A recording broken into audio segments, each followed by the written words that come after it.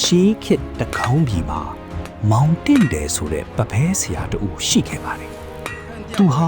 ခွန်အားအလွန်ကြီးမားပြီးသူပပဲထူတဲ့ပန်းပဲဆရာတို့ရဲ့ဖွင့်ရင်ပဲတပီလုံးဟိမ့်နေအောင်ကျေလောင်တယ်လို့ဆိုကြပါတယ်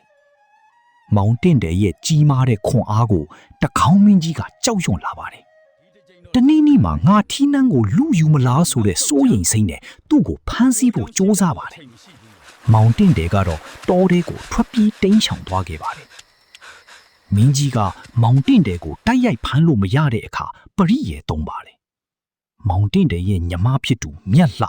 တချို့ကရွှေမျက်နာလို့လည်းခေါ်ကြပါတယ်။ကိုမိဖုရားမြောက်ပြီးသူမကတဆင့်အကိုဖြစ်သူကိုဖိတ်ခေါ်ခိုင်းပါတယ်။အကိုကိုဖေးမပြုတ်ပဲယာဒူးဌာနန္တရပေးပါမယ်လို့ကတိကူပြုတ်ခဲ့တာပါ။ယုံကြည်ပြီးပြန်လာတဲ့မောင်တင့်တယ်ကိုမင်းကြီးကစကားအတိုင်းမလုပ်ပဲစကားပင်အောက်မှာချီနှောင်ပြီးအရှင်လက်မီးရှို့တတ်စေခဲ့ပါတယ်။အကိုဖြစ်သူမီးထဲမှာခံစားနေရတာကိုမြင်နဲ့ညမဖြစ်သူမိဖုရားကြီးဟာလဲ